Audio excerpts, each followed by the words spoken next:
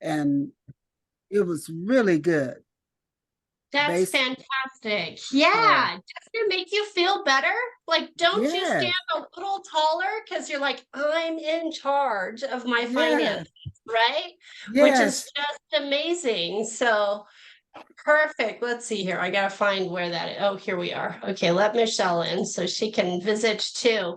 That's wonderful. And you guys, so tonight you've got a special treat coming because Nancy Barnett's going to talk to you guys about marketing. And I will tell you, like, I used to be a little like, I don't know, but now I am all about marketing because when you're helping people and giving them access to information that's going to make a difference for them, it's a wonderful, wonderful thing to reach out and connect with them and support them in that way. So you're gonna love Nancy. I love Nancy. There are times when I'm like, okay, I'm stuck on this thing, and I go and do a consultation with her myself. So, so Nancy, it's all yours. These guys are gonna be great.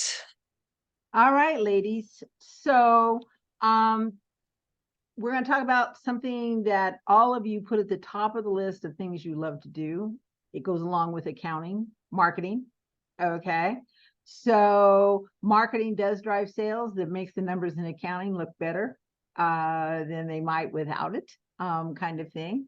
I've been teaching and consulting for the SBDC for about 12 and a half years. I have a business partner. We own two businesses.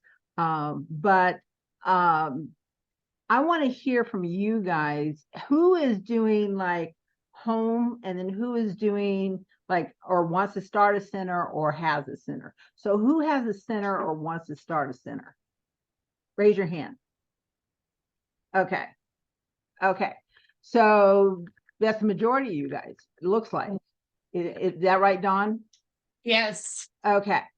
So, but even if you're doing a home center, you want it at full capacity. You actually want a waiting list because things change. Kids get older, move on, that type of thing. So I really want you to think about being entrepreneurial. And what does that, we hear that word thrown around a lot. Okay. And what does it really mean? And this is where you start to move from employee mindset, that's what all of us start with, because most of us, I was not originally taught to be a business owner. I was taught to be an employee. And so how do I change some of that thinking and move over to this entrepreneurial mindset, which means I don't just look at what I do, I look at how I do it. Okay, and how can I be effective in how I do it, and know that when I make a decision here, I have to worry about here, here, and here. Things aren't done in a vacuum, if you will, and really run it smartly.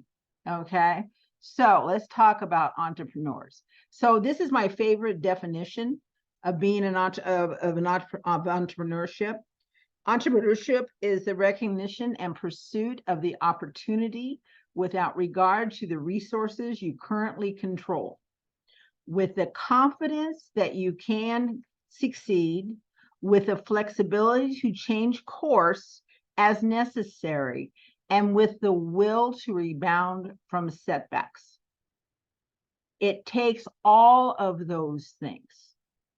I have seen people do amazing things with not a lot of money.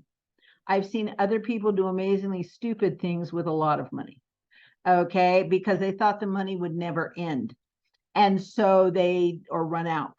And the people who had less were smart with what they had to do, and they had to be clever with how they spent their money, okay? And this whole idea that the voice in your head, I call her Sally Self-Doubt. She's lived with you forever, since you were born, but you didn't really pay attention to her till you were 5 or 6. And she's the one who says, are you sure you want to do this? Maybe you can't do it. It could be a bad thing. I don't know, kind of thing. She lives there. We all have her. Your role in managing her is you can't get rid of her. She's there. Okay. You get to determine the amount of real estate you give her in your head. Okay. That's what you control. So I want you guys to think about the language that you hear in your head as you're going through things, trying new things, making a phone call you didn't want to make, or whatever it is. Okay, what is the language that is going in your head, and is it helpful to you or hurtful? Okay, if it's hurtful, you tell her to shut up. Okay, and you may have to do that more than once because she's rather persistent, if you will. So the biggest killer for the entrepreneurial mindset is not what you expect. It's not failure in economy. I've seen people make money when the economy's bad.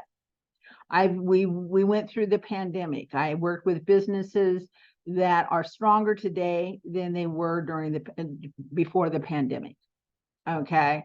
It is the doubt that is just amazingly, and doubt permeates everything. It permeates our language. It permeates how we organize things. It sometimes permeates this whole, I don't know if you've ever had this thing where you just get kind of paralyzed. And all of a sudden you find out you've gone 3 days and you think, what did I do? I don't know what I did. I have no idea because I didn't seem to do anything productive. Okay. So really look at this doubt killer. Okay. So the entrepreneurial mindset is a way of thinking that helps you overcome challenges. Okay. Because there will be, and those will never end. It makes you decisive. Sometimes what happens when we doubt ourselves, it moves us into making no decision whatsoever because we're afraid that any decision we're going to make could be the wrong one, right? And so we wait for the perfect answer, and usually there isn't a perfect answer. The word perfect needs to be taken out of your vocabulary because it does not exist. And so you look at the information that you've got, you call on people like Dawn, or you meet with some of us at the SBDC or whatever, and you get feedback. Okay. And then you, as the business owner, the decision is yours, no one else's. Okay. So really understand that and set deadlines for yourself. And say, I need to get this done by this. I need to make a decision here to get this moving forward in the direction I want to go. Okay. Accept responsibilities for your outcomes, bad or good.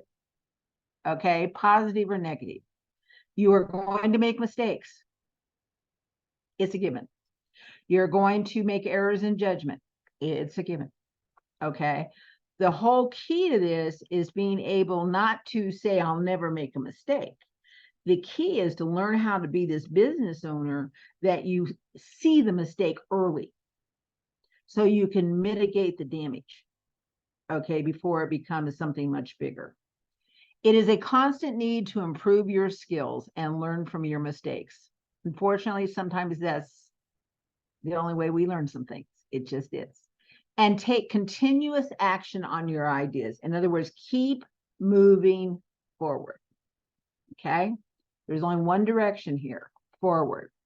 So when we talk marketing or a marketing plan or strategy or whatever, this whole idea is you have to give your clients or your customers, your potential market, you have to give them a reason to choose you. Because I, as consumer, do I not have choices?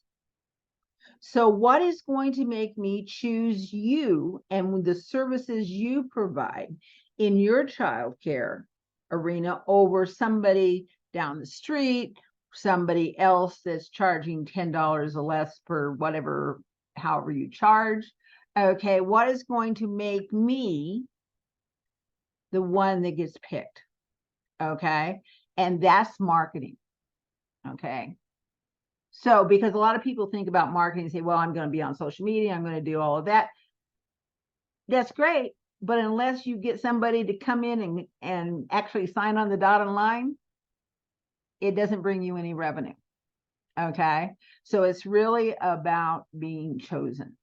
So when we talk marketing, the first step in marketing is awareness. I can't buy from you if I don't know you exist. You could be the best, whatever. Won't make any difference. Okay. Because I didn't know you were there. So this whole idea of I've got to make people aware that they have a choice that includes me or includes my business. Okay, that's what marketing is. So you have to give people reasons to choose you and choose your facility. And it cannot be based on the cheapest price, because there is always someone who will do it less expensive. Okay. You see it on, if any of you spend any time on Etsy, okay, there are people who import jewelry that's made, shall I say, by children, probably, somewhere in some country. And so now you can turn around and you can buy a necklace for $9.99, right? They, on the same website, on the same, when you pop up the jewelry, there are the silversmiths who make custom jewelry one of a kind. Those people are not in the same market. They're not talking to the same market. They are talking to people who are willing to pay $100, $150, or $200 for a custom piece of jewelry.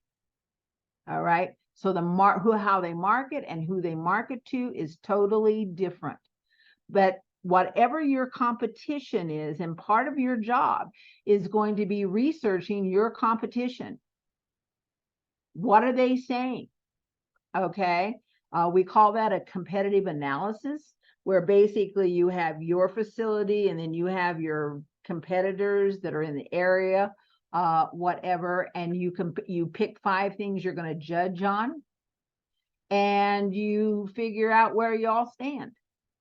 Okay, because that can also help you determine what your edge is going to be. It's going to be that little thing, and sometimes it's not a big thing. It's going to be that little thing that makes them choose me, but it cannot be based on cheapest price. And you guys can ask a question at any time. Okay. And Dawn, I am handicapped right now because I'm sitting in my kitchen doing this because I have no bedroom. That, right? Yeah, I'll watch the chat. So you watch. Okay. Okay. I'm a little handicapped right now on the computer situation. All right. So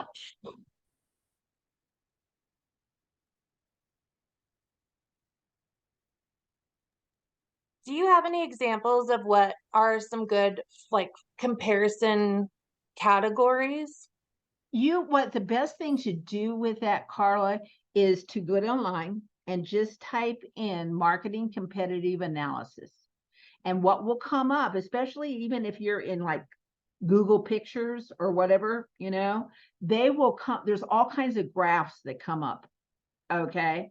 And they all have different categories. In fact, you could put one in for childcare and see what happens. Right. And it will come up and give you some really good suggestions for that. Okay. We don't have to reinvent the wheel. We just have to find the right wheel. Okay. To make it happen. Thank you.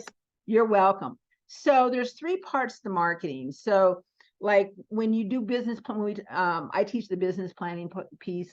I teach the leading edge here at the SBDC. And when people do their business plans, part of that is the marketing plan, right? And there's 3 parts that they have to figure out. And the first one is the plan. Now, the plan part is easy because it's whatever you want it to be. So if you say my plan first year is to have X amount of students, it is to achieve X amount of revenue, right? You get to choose what it's going to be. And then second year is what? Okay, it's increase of X amount of revenue. Or if you're not limited because you have a center, you have more spaces. It's an increase in that, or maybe it's add a second classroom. It can be all kinds of things. You get to make it up. It's your deal. Okay, you're in control of that. When we talk strategy, and we'll go more into this, but when we talk strategy is great goals, people. How are you going to get it? Who's your demographics? And that's when we get into demographics. That's when we get into market research. That's when we start saying, and for those of you who are not doing the home and you have an option possibly of a space and you haven't chosen a space yet, that's where this stuff really becomes important, because you develop a center, not because it's down in your neighborhood. Okay. You develop a center because it's the best place for that center based on what is happening in that area. Does that make sense? Okay. So then the tactics are where people often go first, but really it's last. That's where they go into, well, I'm going to be on Facebook groups, or I'm going to do this, or, they figure out what the tactic is. Tactics only come after everything is done. And the tactics you choose because that's where your clients hang out. That's where they get their information, not where you get your information, where they get their information. Okay, so they can find you, right? So things have changed. It used to be, and I'm going to date myself. Okay, here we go. In the 70s, some of you have seen Mad Men, the series Mad Men. If you haven't, it's out there. It's an amazing series. But it's about the advertisers in the 60s and 70s. Okay, and advertising was king. That's when you had the advertisers would tell you what you needed. So the Marlboro Man. Okay, so there was 4 of them. They all died from lung cancer, but moving on. Okay, is they tough guy, good looking, very masculine, cowboy hat. Okay, because for the most part, in those days, they were attracting men to smoke. Women were an auxiliary. Okay, men was their target. And so the idea was that if you smoke Marlboros, the women will love you. That was the underlying current, okay, kind of thing. Now, the customers are telling us what they want, which is very, very different. And that's what we call customer-centric market. So, and you guys will get a copy of this, and I put in the notes, I put a whole bunch of information, okay, that we don't have time to go into. I just want you to know it's there for, I try to almost give you overkill. So at least, you can take what you want, and at least it's not less than. So the marketing strategy, okay, is your plan to attract ideal customers. And the word ideal is very important. There are some people that should not be your customers. They are high maintenance, okay? Nothing is ever right. How much time do you spend taking care of them to the detriment of the other people, okay, who are paying for it? So what is an ideal customer to you? So the plan is to attract those people to your service promise. So because you're going to make a promise of what you're going to deliver. Okay, we often call that your value proposition or your offer. Okay, brand strategy, that's the value promise for your customers. That's where companies say, this is what we do. Okay, so for instance, one of the things that Amazon did early on is they came up with Prime. And they said, if you want Prime, you're going to get what? Free shipping.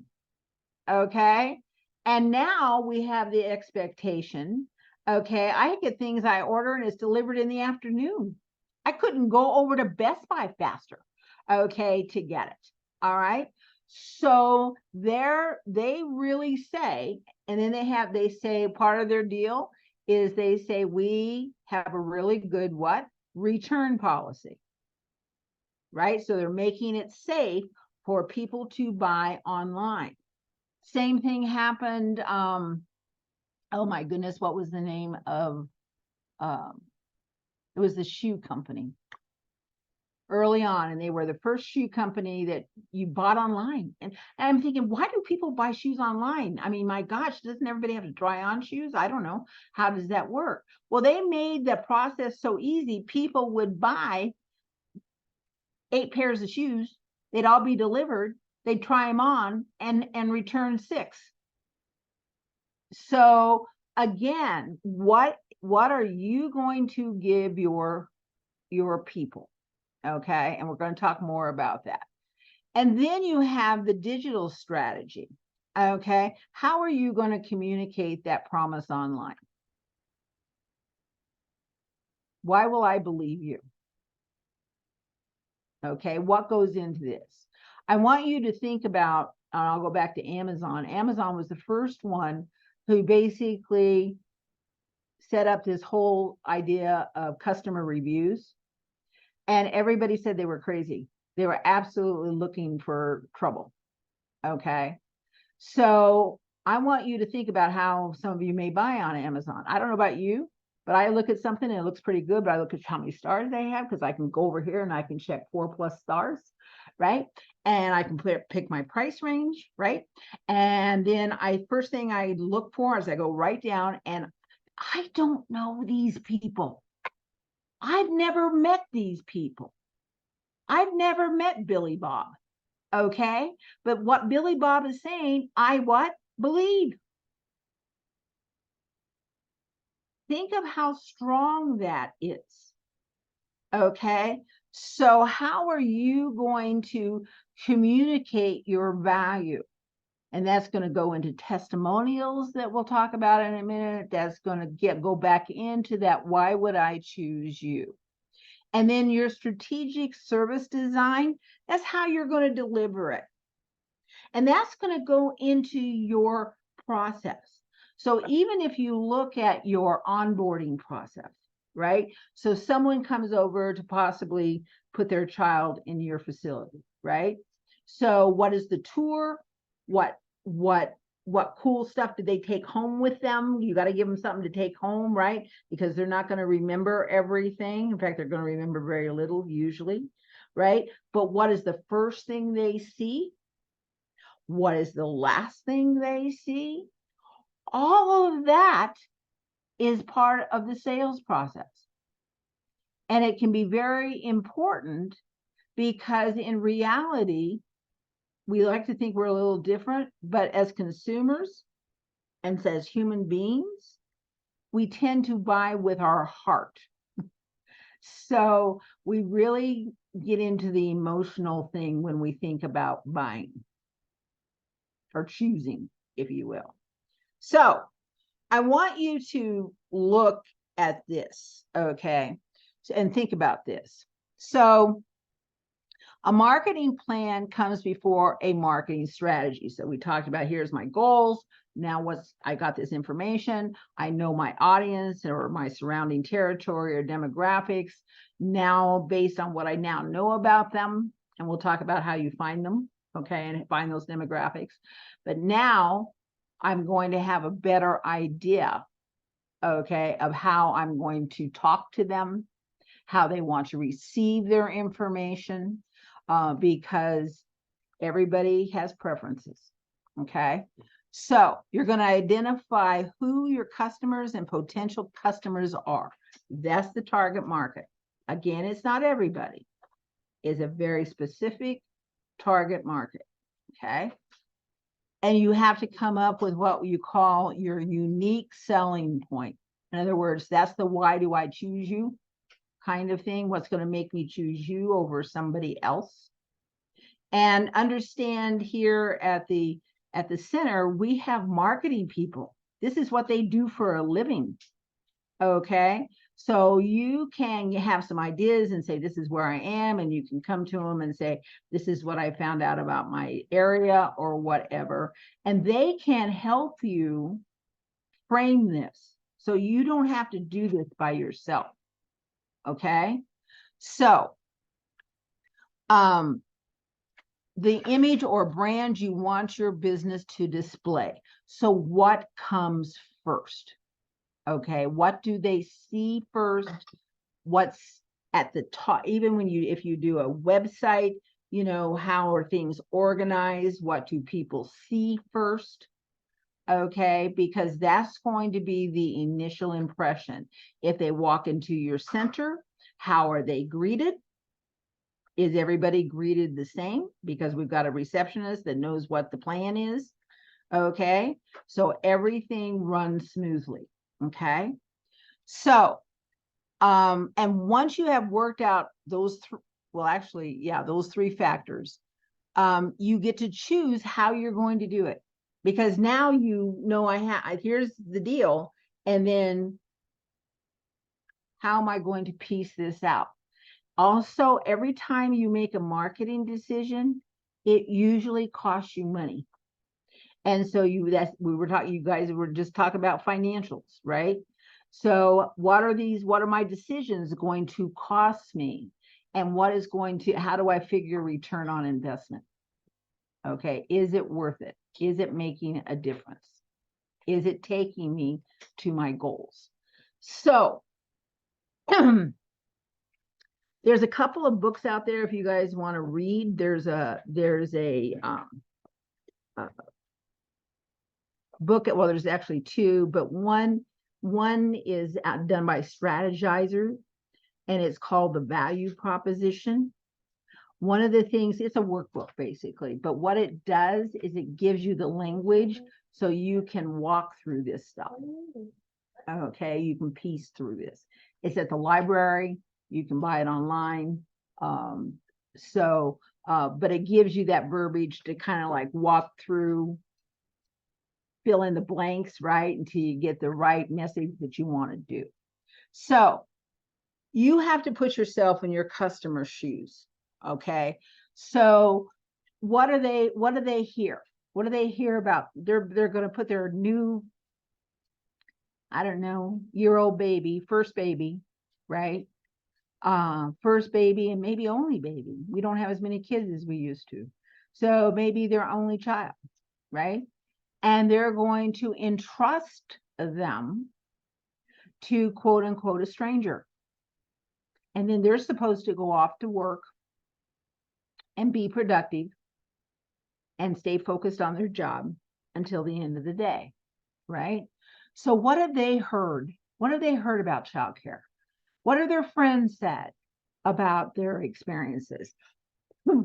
What is being said on social media? How do they think about this? There may be some anxiety, they've been off for a while, but now they're not going to be spending as much time with their child. So they're thinking about what they're going to miss, or that they're going to miss them take their first step, or any of those kinds of things. And what do they see? Not only what do they see in the environment you have, but what are the horror stories they see on TV, right? Where somebody says something happened really bad, I don't know, whatever, right? So think about all of these things. And so when you think about why people choose things, we actually choose things for two reasons, okay? It's either for a perceived gain, okay? So a perceived gain is, I find an outfit and it says on the tag that it makes you look 10 pounds slimmer. Okay. Relieves the pain. Okay. Or it could be perceived as a gain because it's close to my home. They stay open later and matches my work schedule. Okay. Why are they buying from you? Why are they choosing you? What would be some of those reasons? Okay. So, and this is in that book. It's also out there online. This is a big deal. If you guys look up, even on YouTube, if you look up business model generation and business model canvas, you will see all kinds of YouTubes that explain this. The gentleman who wrote it probably wrote it 13 years ago or so. He sent it as soon as he created the model, he put it out to the Creative Commons.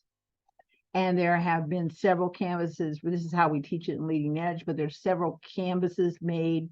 There's videos that explain how to think about this, okay, kind of thing. So you take and you've got customer jobs is everything. There you go.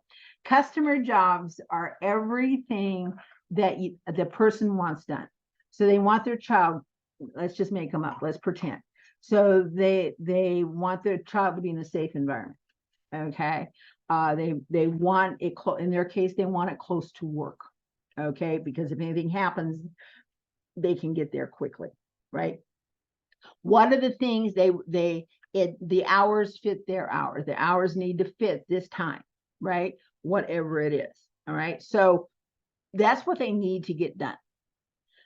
But then you take what they need to get done and you determine how what is a gain for them and what is a pain for them. So the pain is, for instance, anxiety. Okay, they really have a lot of anxiety about this. Okay. The pain is they had a bad experience. They had their child at another child care situation and they had a bad experience, right? So what is the pain? What is the gain for them? The gain is it's closer to work. The gain is that there's several children the same age as their child, okay, kind of thing, or would be. So then it connects to you start looking at your products and services. So you look at your business and you say, this is how I'm going to match what they want as a gain, and I'm going to show myself as that gain creator. Same thing with the pain. You've identified their pains, and all of your language, or a lot of your language, goes into you explaining how you and your business and how you run your business is going to be a pain reliever for them. So it is going to mitigate those pains, and it's going to enhance the gains. Does that start to make sense?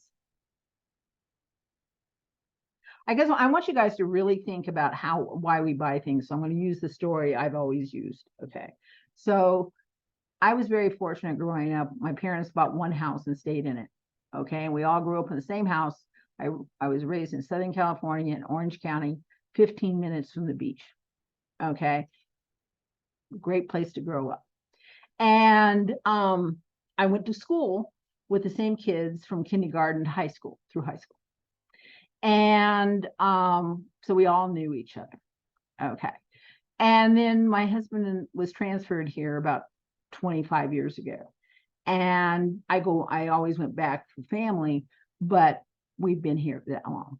And so I haven't been in touch with everybody that I was in touch with some people, but certainly not a lot of the people that I had gone to school with. And I had gone back to one reunion.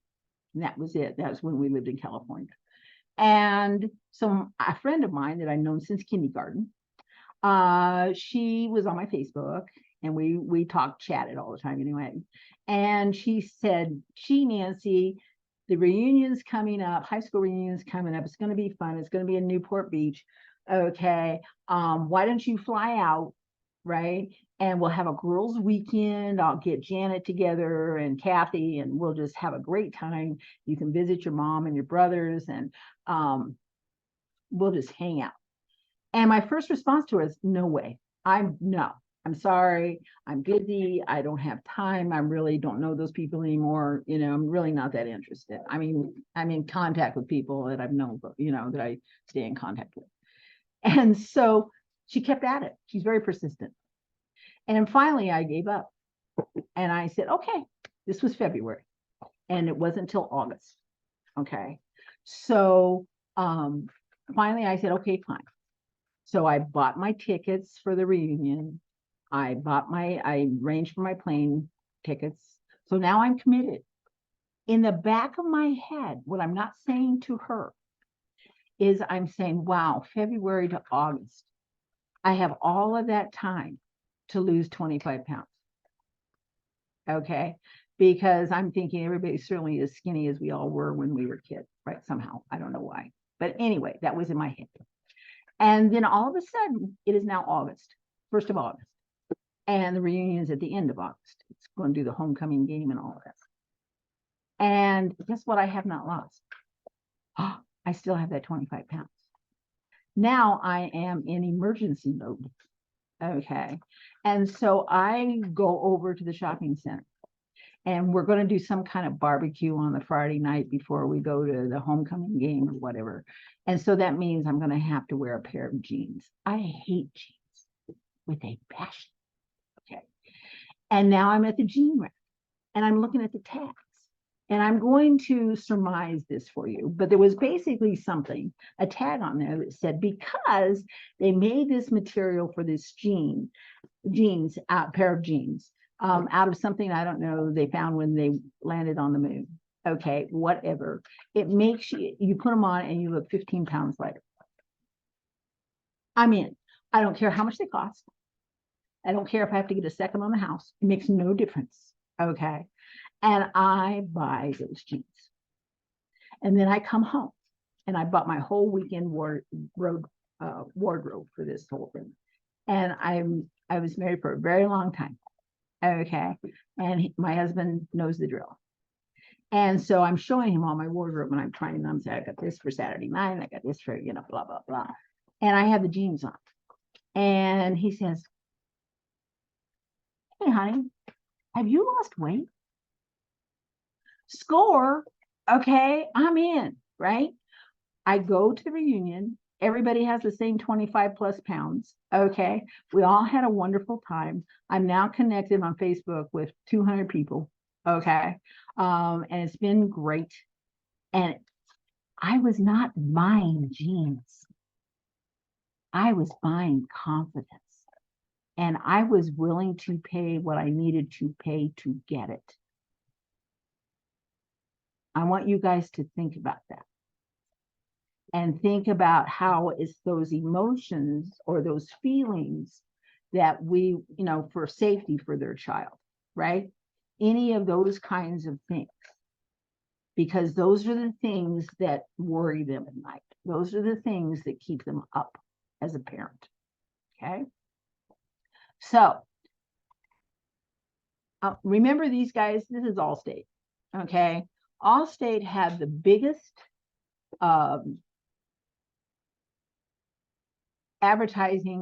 most successful advertising campaign ever in all the things that have been advertised on TV. And these were it. So if you remember the guy with the beautiful voice, he's the good guy, right? And he'd say, you're in good hands with Allstate.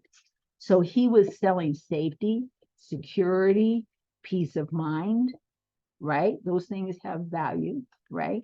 If anything bad happens to you, we're here. We're here to take care of you so you don't have to worry about the kitchen that just burned down. Okay? This will be fixed. Okay?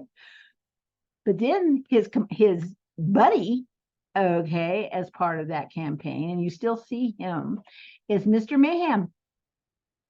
And Mr. Mayhem is causing all kinds of havoc. Okay? You do not want to be buddies with Mr. Mayhem. Okay? He's not your friend. That's fear and anxiety. Okay? That is saying, hey, if I don't have insurance or I don't have the right coverage or I don't have enough, oh my gosh, all these terrible things could happen. And according to Mr. Mayhem, they can just happen to anybody because he's really busy in many different situations. I want you to think about the words they use. I want you to watch some of these commercials. These companies pay huge amounts of money, okay, for marketing research, And sometimes we look at an advertisement and go, that was the dumbest thing I've ever seen, right? Not to their market, because I guarantee you they've done the research that says this plays. I want you to start, as hard as it may sound, I want you to start watching commercials. And I want you to see how they're talking to their audience and what they are saying underneath. Okay. So what do your customers care about? What are the most important things to them? I want you to start making a list. Okay. So we're going to look at this. We're going to look at a couple of examples. Okay. So here's a flyer. So I want you to look at this flyer, and I want you guys to tell me what speaks to you or not speaks to you on this flyer. If you were the person looking for childcare. There's a lot that speaks positively. Okay. The hours are long. It's every day. Okay. Before and after care, the age range, and they have all the contact information listed. Right. So this is the facts, right? They're telling you when we're open, they're now enrolling, right? And they're giving you the location. And they have a wide range of people that kids they take care of, 6 weeks to 13 years. I've not seen that too often. But they do aftercare and things like that. Okay. So very clear and very succinct. Okay. So that's one version. Now I want you to look at this one, and you'll notice some of it was a form where you could fill it out, but I want you to look at this and tell me what the difference is.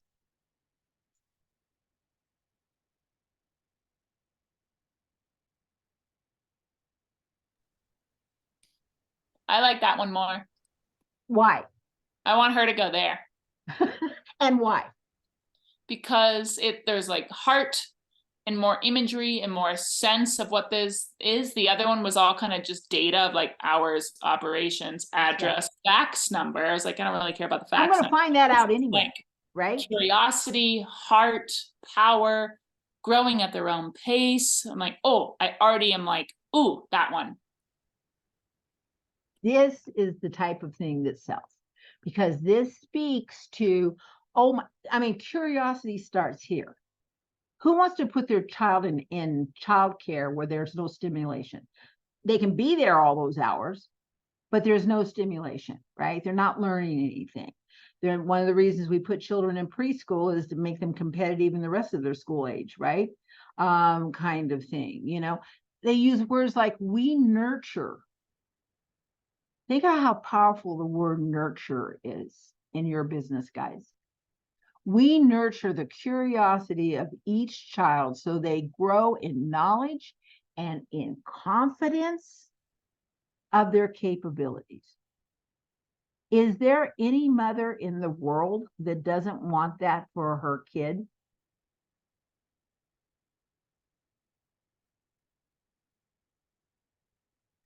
So, and you'll see how colorful it is, and it does the arts and crafts and whatever, but it says looking at the top, looking for a place where your child can learn and grow at their own pace. So we're not, everybody starts wherever they start. Okay. And a place filled with adventure and where crafts fuel creativity. Do you seek an environment where your little one is safe to explore and discover? Look no further. You have found nirvana. Okay? You have arrived. So words and images can be extremely powerful. Okay? Use them. The other one was nice, but it didn't tell me anything other than the functional part. Right? This tells me, and you put it really well. This tells the heart, right? This tells me why I would want my child to go there. But then they go, arts and crafts, language and literacy, the big bright world, music appreciation, mathematics, you know. And the other thing they have down here at the bottom is contact us today for a scheduled tour. So whatever tour you're going to do, make sure it's always consistent.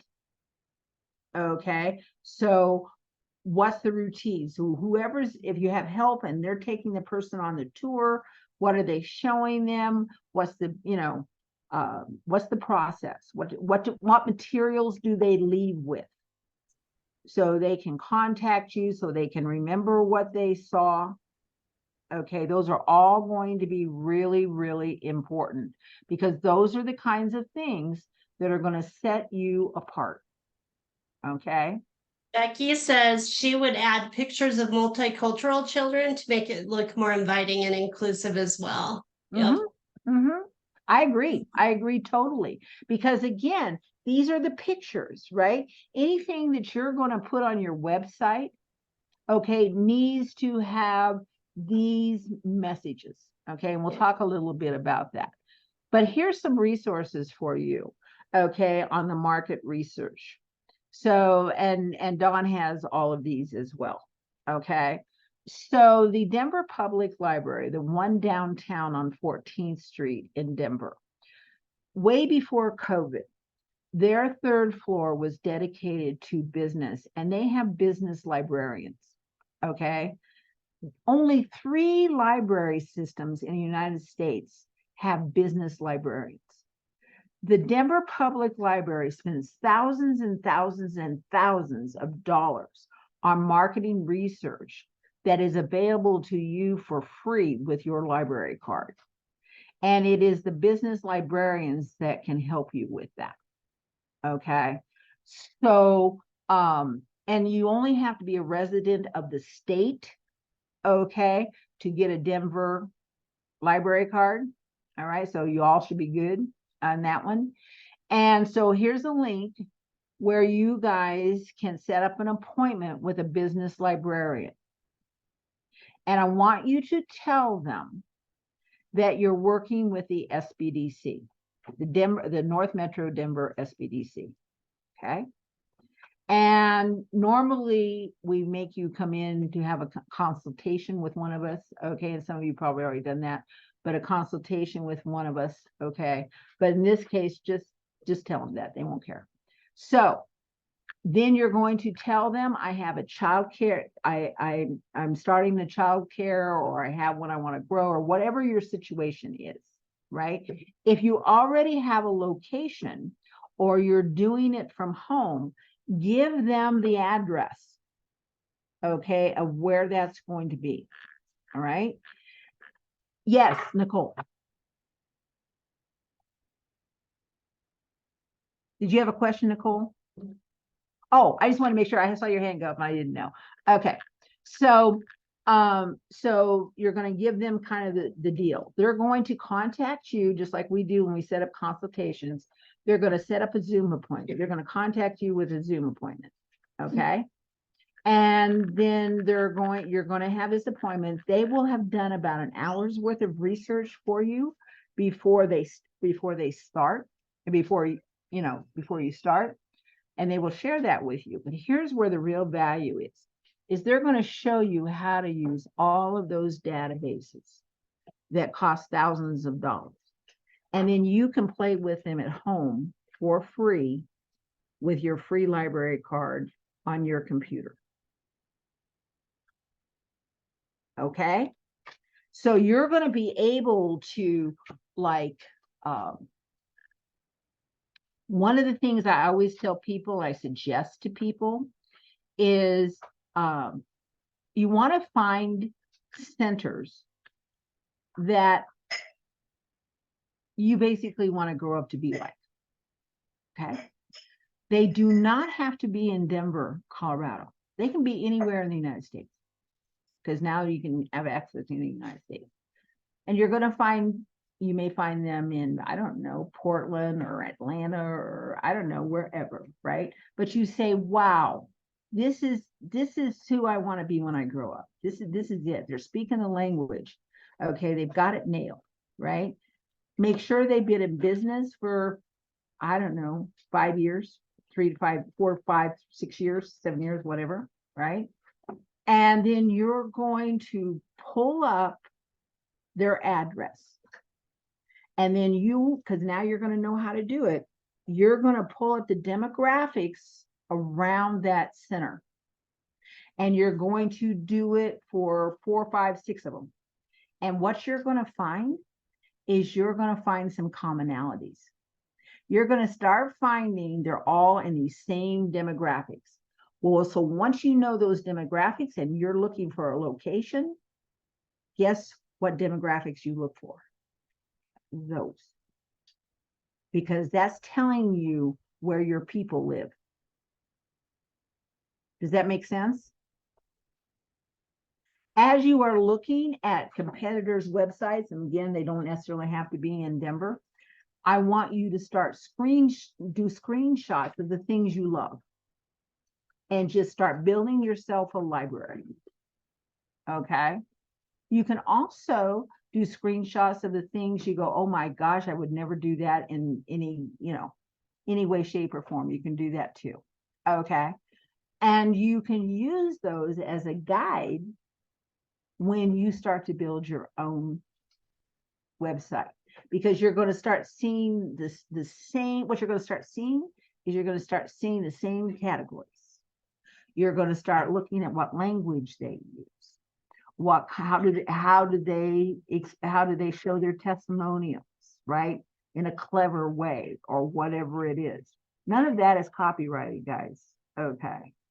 So you can, and then you change it to your language, your location, your whatever, but use this information as inspiration. Okay. So the second thing, and Dawn will give these to you or give you access to, is IBIS World Reports is a huge global research company. And what they do is they gather industry data on almost any kind of industry you can think of, okay? And then they turn that information or that data into IBIS reports. And these banks believe these reports, everybody believes these reports, okay? So, and Dawn, do you have access to IBIS or not? I have the hard copies in my cabinet. So, but Hannah usually puts them in the classroom, so they are probably there. Okay, so one of the things we might look at, I want you to look at the dates of those IBIS reports, because they update them about every year. They update them every year. Okay. Okay, so what I'm thinking is they probably need to be updated. Okay. And Michelle or Angela can update them for you. Okay. Okay, so these become 45 to 60-page reports. Okay, they will say this is the industry, this is what it's done in dollars the last 5 years, this is what we project for the next 5 years. It does, and it divides things into categories that say, 16% is spent here, there, whatever kind of thing. It does a SWOT analysis, strengths, weaknesses, opportunities, and threats. It does budgets, where it says these types of facilities tend to, spend this much money on rent or percentage. They go percentage, 30% on rent, 30% on employees. Guess whose budget and projections need to match that? Yours. All right. It's the percentage part that's important. If you guys who are doing centers are looking to do a center and you need a business plan or a business loan, that's what we work with through you, through this, kind of thing. But that's what you would, that's what the banks want to see. Okay. They want to see real data. All right.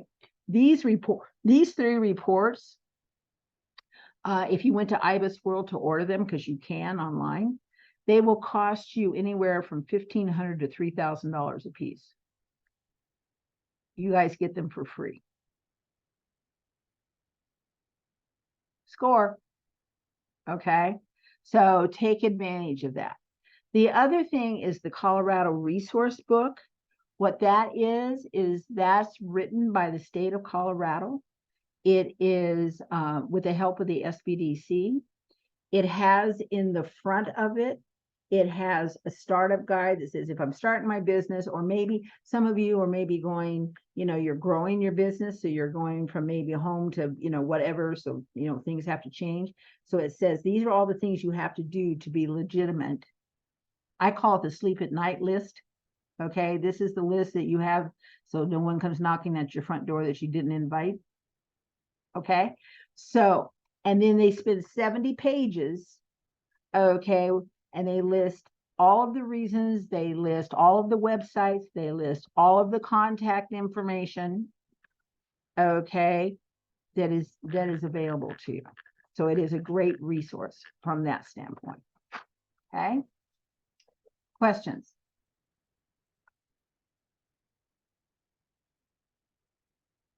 Okay, we're ready to go. Okay, because there's a test at the end. Did I tell you there was a test? I forgot that. Okay, so let's think about what your marketing materials are going to be. Website.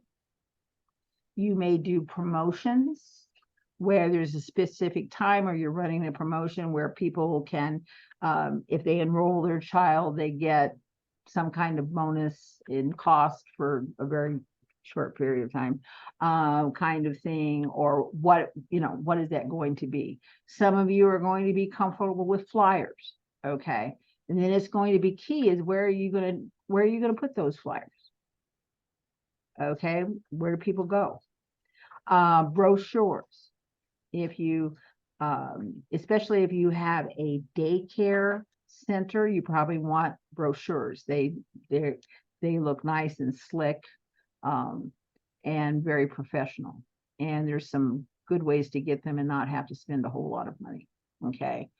And then what is the takeaway package? What's going to be in it? Okay. Is it going to have a sample of the menu? Is it going to, whatever you guys think is important, okay, in that takeaway? Are you going to offer referral programs that say if you refer someone to us and they come on as a client, they get something special because they were your salesperson. You didn't have to go find that person. They did for you. Okay. And then if you're opening a facility, okay, an open house or a grand opening, if you are doing that, that is part of your initial startup costs. Okay. And then what's going to be your social media campaign? And how much is it going to cost? And when I say cost, I don't just mean money. How much is it going to cost in time? Because time is money. Okay, so think about that one. So it's all about, and there's scientific stuff out there, but it's all about how many different touch points can you create with a prospective client. Okay, so, so you've got online. So how many of the different, make it easy for me to find you, make it easy for me to navigate the website. Does it feel friendly and no misspelled words? Okay. Those kinds of, is it very clear what your business hours are? So if it doesn't fit for me, I know this is not my place. Okay. Kind of thing. If you have staff? Is your staff all trained? Do they themselves have a training program that they go through? So everybody does the same thing. Everybody's on the same page. Okay. From that standpoint. Is it clean? Everything look fresh? Okay. All those things that we just, when I drive up, does it look safe? Okay, does it look like is it easy to park? Okay, are there lights? Because I may be in the winter, I'm going to be picking up my child at nighttime. Okay, kind of thing. What are the products that you're going to be offering? Okay, and you guys get to choose this. This is becomes your choice. All right. On the phone, when people call, is there a process that everybody answers the phone the same way? Okay, so now we've got consistency, all right? And then offline is that direct mail, it's events, it's tone of voice. You know, do we ask people for the business? Instead of just telling everybody, you know, you get this and this and this, and you ask them, would you like to enroll your child today? Ask them. Don't wait for them to come up with it, right? So what is this whole process? Because everything is linked together and everything is supposed to be cohesive. Okay, so, and like I say, we have people, okay, who can help you with that. Okay, so, and we do classes. We do classes on marketing, okay, that are available to you. We have Peter does a 6-week digital marketing class. It's just 6 weeks of digital marketing. Okay. So again, and the longer class, some of the classes are free, but all the longer ones, there's some charge. I guarantee you it's cheaper than any other place available, kind of thing, because we get support from other entities, if you will. But anything that you would spend on professional development, you get to write off in your business. Okay, so just so you know, coming up. So I don't know. I don't think this is going to play. I'm going to try it. We're going to see. Maybe it is. Okay, we'll see. Right. Well,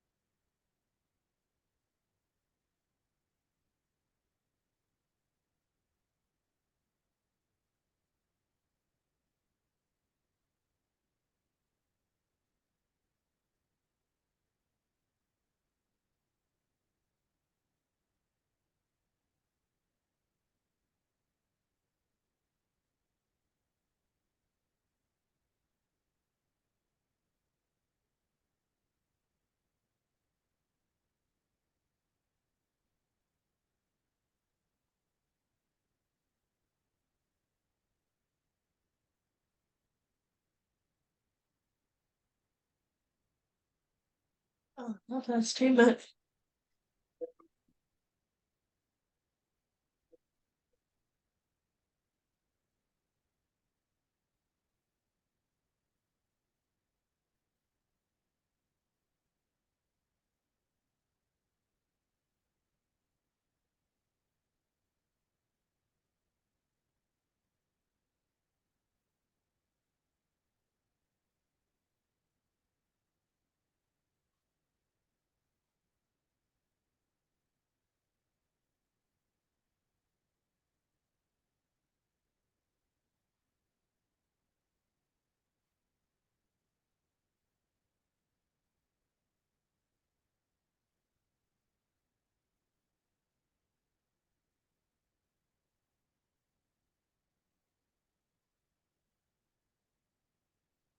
What'd you think?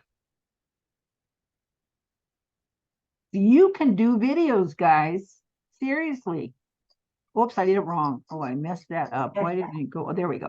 Okay. So here's the information. I'm not going to take time to go into it, but this is how you can shoot a video. It doesn't have to be as fancy as Montessori, okay?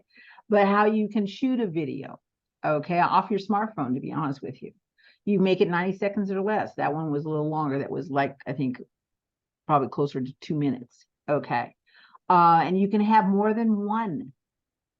Okay, depending, right? This is what you want to shoot, and you have to be really careful. You can't, as Dawn has told me numerous times, okay, we can't film the children without permission. Okay. So again, you maybe get people to sign off on that. A lot of people don't care, but a lot of people do. Okay. You can talk about activities in the classroom. You could talk about school coming, up. Have a teacher explain. These are short videos that you could send out to your current clientele. Okay, because again, you want to keep that bond, right? And so the teacher is going to, on Monday, they get a little video that shows this is what we're going to cover in class for the next 5 days. Okay. All of these introduce the new staff member. You just made a new hire. Okay. And get parents giving testimonials about the center. And parents will do this. One of the easiest ways to do that, guys, is you have like maybe 3 questions. All right. You ask the question, the person answers, or you give that person these 3 questions that they do a little video of themselves answering. Then you can edit it. You can take out where you answer the questions. And all of a sudden, the testimonials have this what? They have this consistency because they're answering the same 3 questions, but the people watching it don't know that. Okay. So that's just some little different, ways to do this. Okay. So, you can do slideshows. Okay. If you want, like this one.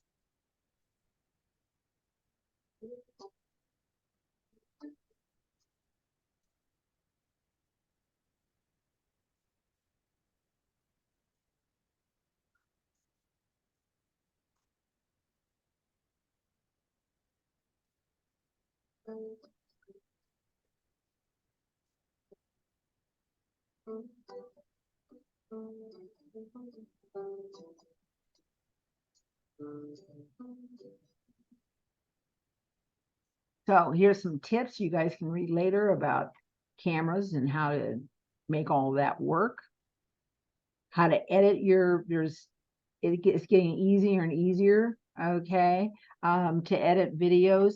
But one thing is really important here. Each one of them has a call to action. This is where you're telling them to call, book a tour, whatever it is, okay? It's a call to action.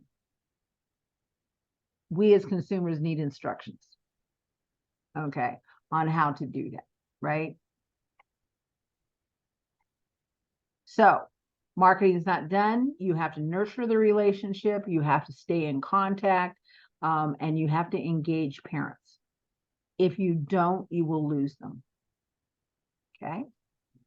So here's a way to do that. It's called dedicated personal assistant. There's some ideas there. I listed some resources. Those resources I mentioned. You guys can come and make an appointment with us and speak to us personally, and we just brainstorm on this stuff, okay, and get all of your questions answered. And if we don't know them, we probably know somebody who does, okay, kind of thing. There you go, guys. Questions? Thoughts? I noticed. Oh, sorry, Becky. Oh, sorry.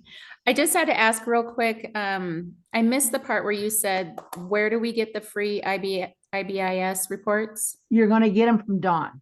Okay. Oh, okay. Yeah. They'll be in your classroom. Yeah, they'll be in the classroom.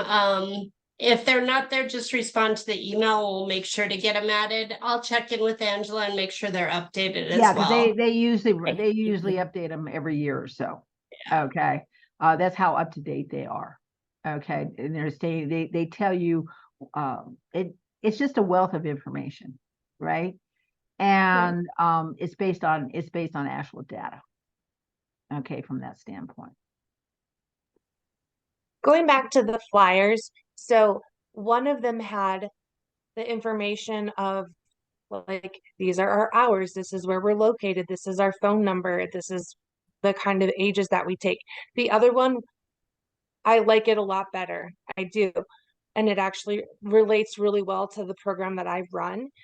But I'm wondering, because I run a part-time program that only takes kids ages 3 and up, because that it's just information needs to be there. preschool. Yep. Right. So how that was not, that kind of information was not included on what we considered the better flyer. Right. So you can include it. You can do what you want, right?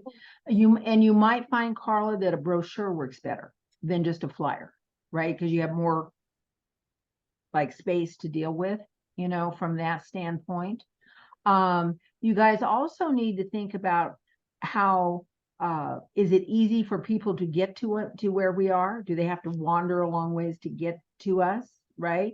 Are we near a highway, which means that people may not be living in that neighborhood or that area, okay, but it's on their way to work? You can do market research, and you guys can find all of the building, all the office space that is in that area, or all the businesses. And you can go in with a stack of flyers or brochures or whatever and ask if it can be put in their lunchroom. Okay, you always, if they've got an HR department, you always want to talk to the people in HR, because that's what they do. Okay, so because people may want to be able, like I say, be close, you know, to where their work is. Okay, kind of thing. So oftentimes people leave brochures and whatever at fitness gyms and things like that. All right. Certainly the old school, you know, has always been hair salons and things like that, because people are waiting to get their hair cut or whatever. So they are looking for something to read, if you will. Okay. So that's another way. And then guys, also make sure you have, and we have people that can help you on the accounting side. We have people that marketing side, all different pieces of this. So you want to make sure you set up systems about how you get paid. Okay. And make them as painless as possible, but also make them as touch-free as possible. Okay. So once it's set up, okay, they get their invoice, it's done, it comes back, they pay, it shows, and you can all see it in your QuickBooks or however you're setting up your programs. Okay, so it's really about, it's not only marketing, is only one piece of this. Okay, it's really about the accounting, how you do your accounting, how you, if you're hiring employees, we have HR professionals. I used to be certified in that, but it's been a lot of years. So I can talk a good game. Okay. But we have people that's their business. They are HR professionals in their business. And they can help you understand job descriptions, or, you know, all those things, or the process. Okay. In depth. And how much do they cost? Let's go over that again, because I forgot. They're free. Okay, this is the best deal in town. I want you guys to feel better about April 15th. Okay. Nancy, can you stop sharing screen? Oh, yes. Thank you. I can do that. I'm sorry, that was my bad. That's okay. Okay, so hang on. I haven't. I know you're on a different setup right now, so. Yeah, I am. I'm in a terrible set. I hate this. Okay, so now we're there. Okay. There we go.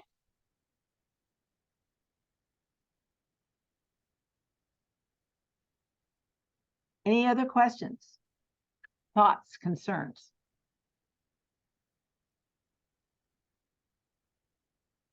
You guys are now ready for the test, right? Oh, I just been in business over 20 years, and I've never put out a flyer telling more about myself and the center and what curriculum I use and those kind of things. I just put out a flyer saying, come see me. This is it, the name, the address, and just make it colorful, but I never put, but this was good. Yes. I really want to go back and redo my flyers. Yeah, and like I say, you can look at what other people do. You don't have to be the, and say that really strikes me, Yeah. that really speaks to how I run my business, what is important to me, okay, kind of thing, and what is my value, right? My Right. value is, and for a lot of, especially our home childcare, it's like staying at grandma's house, man, and not every child has their grandma, okay, or has a grandma that lives near them, right? Yeah. And who doesn't love their grandmother, okay? Well, I just utilized Colorado Shines, or what am I rated? And they have all that information through the council. So I never focused that much on flyers because I You depend have on. to, yeah, and Ernestine, you have to do it at this point, right? Especially with universal preschool the way it is at this point. Oh We found God. out, like, really, they weren't doing the marketing for you in community-based programs. And so we know that we have to do a hard press on that for next year, right? So that Yeah. come January, we can start getting families enrolled for next year, because this whole thing starts again in January. Yeah. And in reality, guys, this is all about relationship. Mhm. This is all about trust.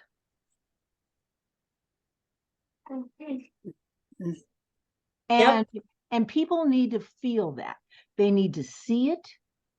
They need to feel it. Okay. And they need to feel, I don't know. I mean, the one, like the one video was talking about different cultures and teaching kids about, just to experience the world. Right.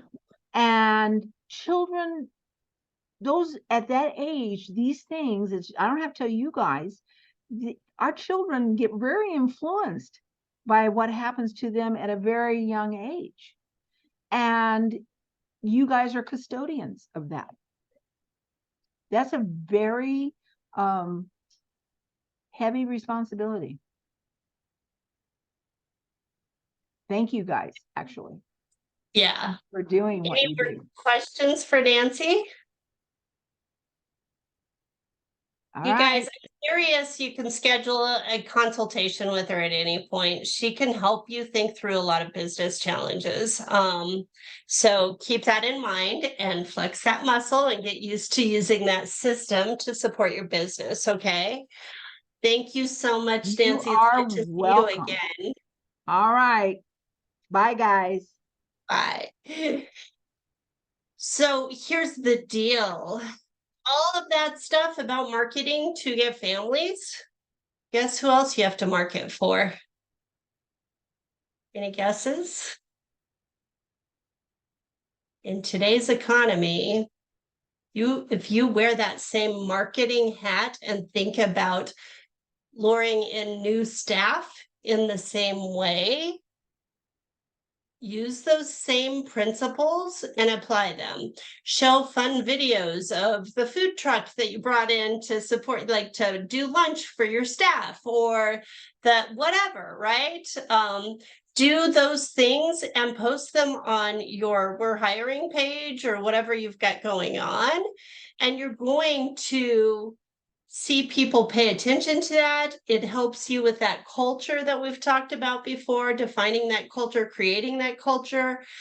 It is a marketing skill to tell people, this is our program and this is why you want to work here. And engage your staff in encouraging other people to come and work there as well, right? So who thinks flyers are easy? No, I'm going to show you a resource right now because I love, have you guys heard of Canva? I love Canva. You've seen in my updates all the little graphics, all the little pictures. Look here, look right down here. You see all these pictures? That's because I grab a little Facebook book post type thing and I make a graphic real fast. I'm like, I need to say, did you know? And then I create something that says, did you know? And it takes me all of like 10 seconds. And then I use my snipping tool and drop it into an email, right? So I love Canva, but look here, you can go here and you can say flyers. Okay, so let's see what kind of templates we've got. We got lots of flyers here. Okay, so let's add to it. Back to home. Let's say, I like the little confetti. I'll just do that all night.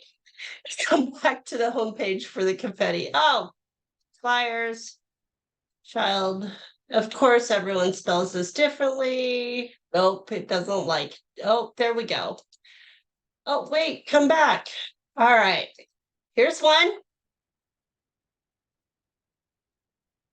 Childcare services. Look, you've got all these options over here. You can tweak any of these the way you want. You can go, okay, I like this, but I hate the color. Okay, I'm going to change the color to this. All right, easy. So you go in and you do all of these little things. It's just super, super simple to use. You can type in there, childcare service, childcare for your family. Oh, that's too big. So I just grab it and I go, okay, let's stretch this out a little bit. Nope, that's still too big. So then we just grab it and go up here and go smaller. See how easy this is? It's super, super, super simple. So Canva is free for you. The only thing is if they've got these little pro symbols here, you have to pay in order to use those. So like this one, add a new page here. Like this one is a pro one so that you have to do a paid service in order to use it. But just cannot tell you enough how much I love that product. Like it's awesome. It makes my life so much easier. So pro is free for teachers. There you go.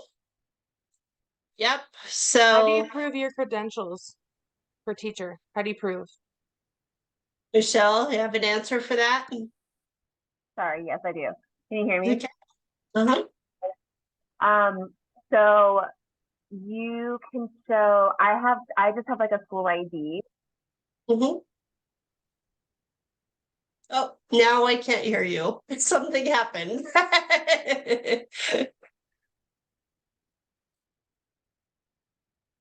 Sorry. Yep. There you go. Sorry. I have like an ID that my school printed out for me. So it just has my picture, the school year, and my title and my name. I think you can also submit like a pay stub or something as long as it has the name of your school on it. There's a way to do it to get it. There you go. Get the check you cut through yourself. If you're just teeny and own your own school, probably not then. No, you just make yourself an ID. I guess. Okay. Yeah. Oh. Take the step and get the benefit for free, right? Because it is so amazingly useful, and you can drop pictures into your emails, and you can do all these things for parents, right? You can create little whatever, like sky's the limit with Canva. Every logo I've ever come up with, I've done on Canva, right? I'm like, I need a logo for this. And so I jump on there and just start working on stuff and looking and tweaking colors and pow, like within minutes, I have the logo that I think is appropriate for the business. So it is just, it's a ton of fun, quite honestly.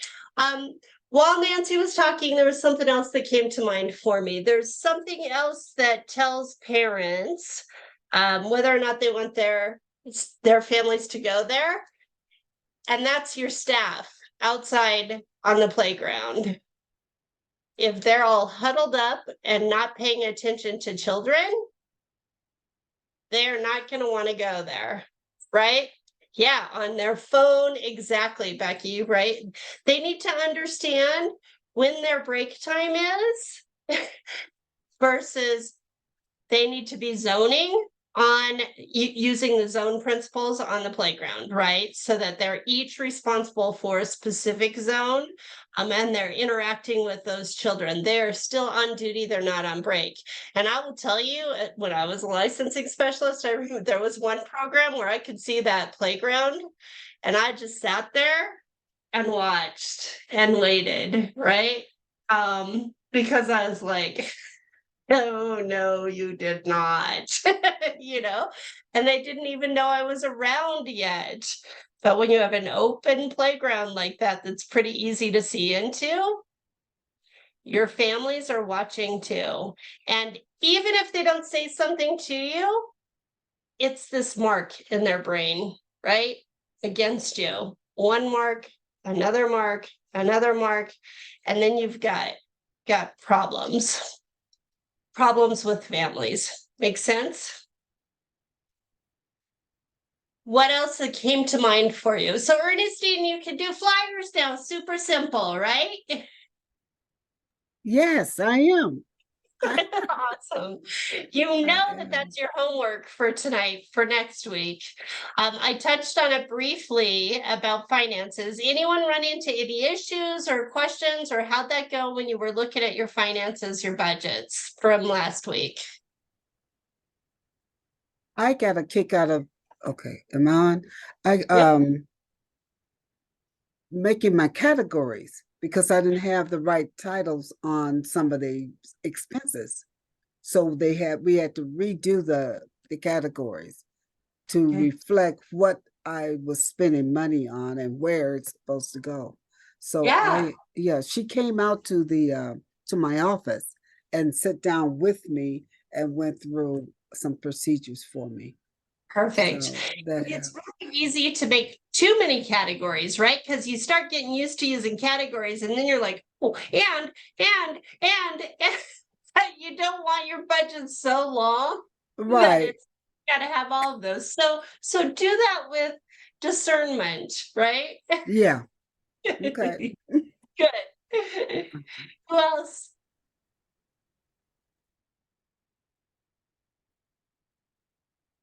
I said to the first few of you when you came in, by sitting down and looking at that, it makes you sit taller.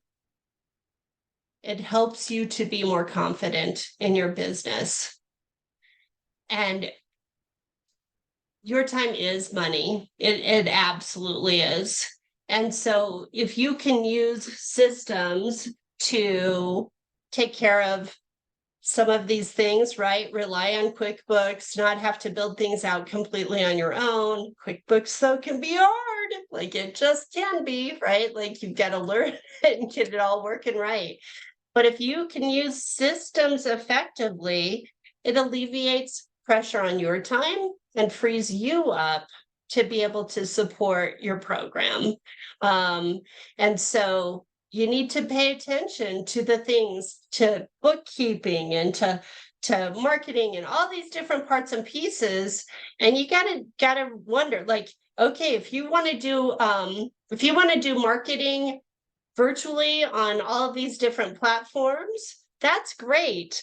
But you should take the training through the SBDC and find out from Peter how to do Hootsuite, right? So that you can set everything up in there and it can automatically just do it all for you that month, right? So that way you take a little bit of dedicated time, build those out, get them all scheduled, and walk away, and it continues to work for you.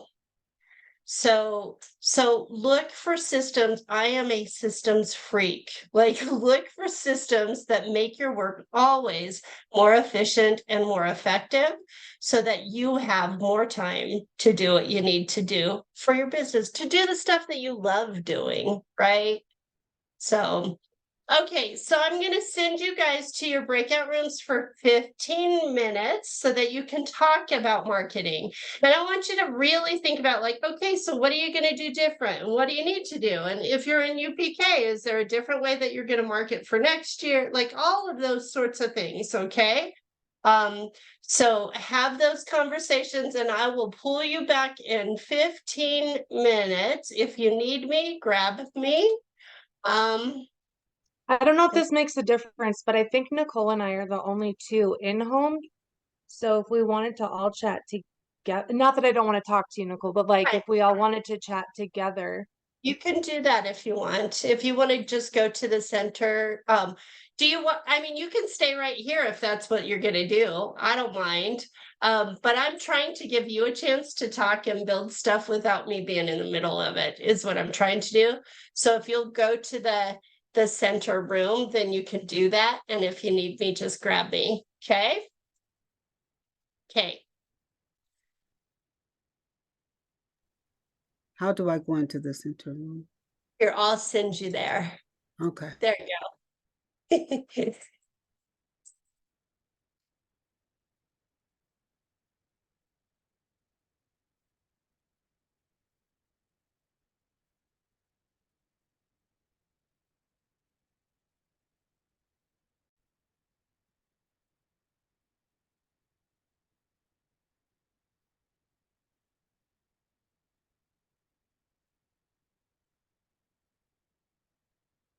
So what's some good ideas you guys came up with? I was just talking about, for at least for me, like this reminded me that when you're in the day to day, like just manifesting the program, you forget that other people, the general public, don't know the magic yet.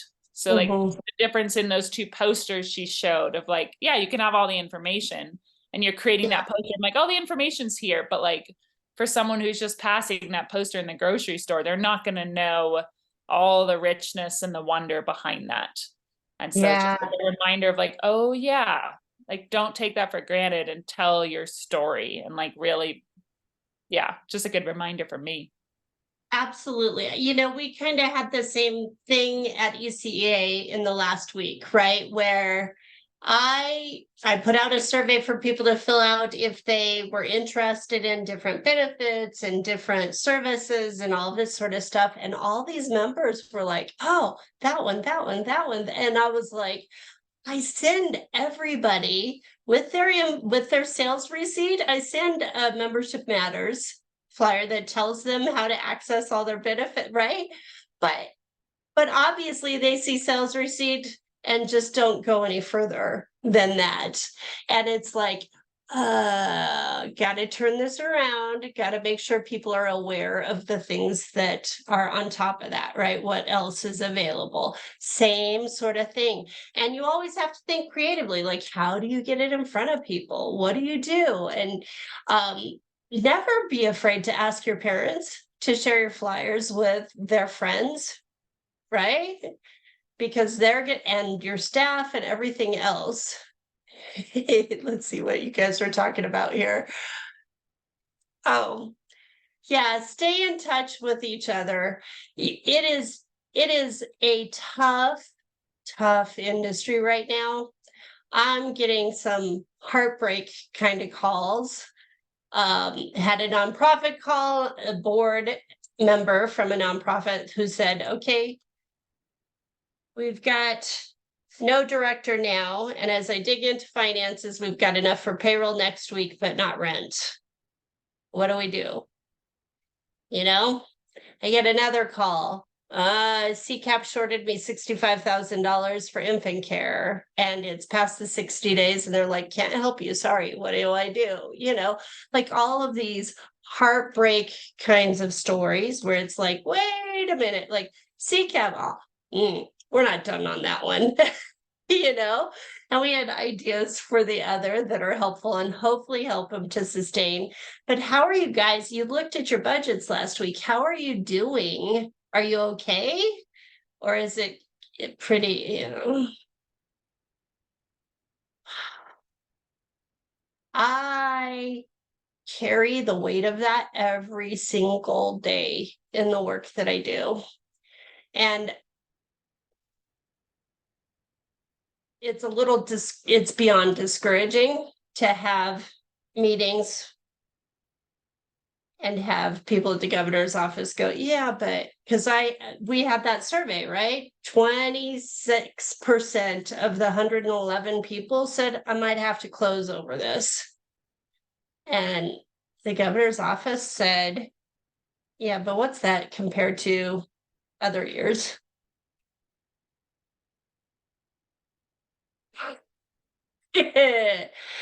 And I'm like, we haven't been tracking that data until the last couple months. We're doing that now, but perhaps you can talk to the department. They can figure that out for you. There's no way that it's 25% though, right? 24%, whatever, 26%, any of that of the industry, or I don't know. Lot of talking to walls right now, guys, but we're holding out hope. We're advocating for the matching system to go away in UPK altogether. That's my ask. Like, that's plain and simple. If that would go away, 90% of the problems out there would not even be here. So if you want everything to quiet down and calm down and for people to cheer the program, get rid of the matching process and let us do direct enrollments. So that is the messaging that we've put forward to 99 legislators this week, to the governor's office, to CDEC, et cetera, et cetera. So we're going to take a breath and let the dust settle tomorrow. And we're going to meet with Don O'Dean on Monday afternoon and see what they're planning, what their solutions are, and hope. Right? Hope that they're in alignment with your guys' needs and family's needs. So that's kind of the status of everything right now. Next week is our last session for this class. Can you believe it? Like, it goes by super fast, right? I'm glad you guys are keeping in touch, because that's going to be huge. The more support you can have around you, the more connection, the more relationships, the better. Okay. And so I need to know what you want to know next week. That's what I need to know. Like, what do you want to talk about? What do you want to go deeper into? What are the things that we need to go further on?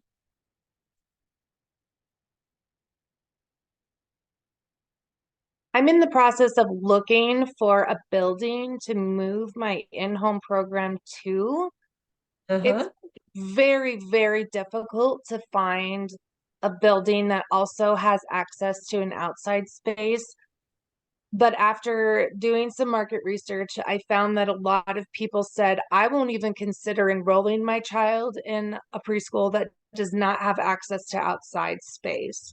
So it's a pretty high priority. It's also a high priority to me, because we spend on nice days, we'll just spend the whole time outside. So I don't know if there's any like tricks to the trade of like finding something like that, but just thought I'd bring that's my biggest barrier right now. Okay. Of growing. And I'm not answering today because we have 4 minutes left, and I'm looking for content for next week, if that's fair. What else? What else do we need to know? I guess I'd love to talk, but with the caveat that I missed last week and I still need to watch the session. So I'll watch the session before next week. But yeah, talking about finances of just, how do we not close? Of just, multiple revenue streams, grants, resources, whatever. I mean, you're not answering that right now, but just, the concept of sustainability. Yeah, let's have that conversation for sure, because it's a huge weight for everyone right now. So let's definitely talk through what your options are on that. There are some tax credits and different things that we can look at that can be helpful as well, right? So we need to have all of those conversations. Okay, we can do that. So sustainability. All right. What else? That's a lot, right? And I'll update you on what we know about UPK.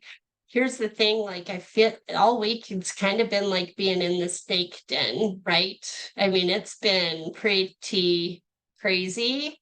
We've had some pretty high up people going, we want your membership list and we want to know who responded to that survey. So we want their emails. And I'm like, nope, nope.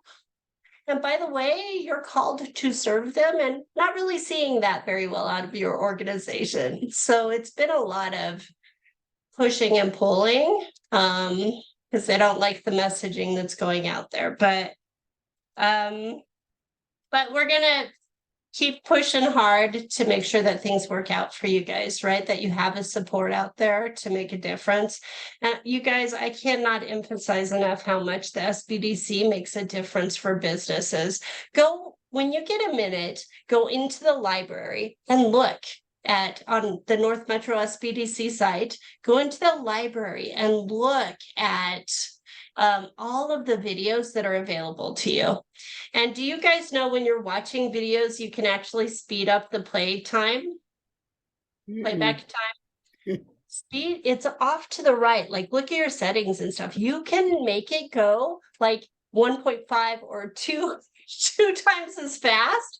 And so it's super quick for you to be able to see everything.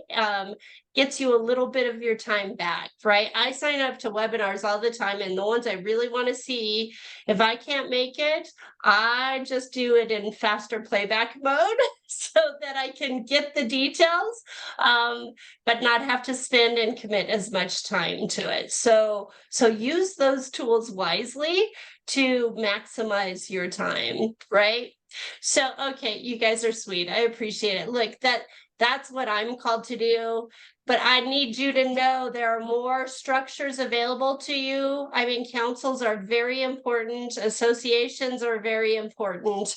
The SBDC, very important. When you are stuck on QuickBooks and going, oh, and you cannot find a solution, stop and go to the website and sign up for a consultation, because they will get you out of that stuck mode. You'll learn something that'll keep you from ever being stuck on that again. And you will be a stronger business person because of it. Okay. So obviously homework, marketing stuff, guys. I would love it if you guys could show something that you developed this week and share it with everyone. How's that for a challenge? Okay, let's do it next week. That's the other thing we'll cover, right? We'll look and see what everybody develops for your program. Go have an amazing week, and I'll see you next Thursday. I'm here to answer questions if you need anything. Take care. Thank you. Thank you. Yep. Can I ask a question? Yes. Okay, I did sign up on PDIS for this class. Uh-huh. So what do I do to complete it?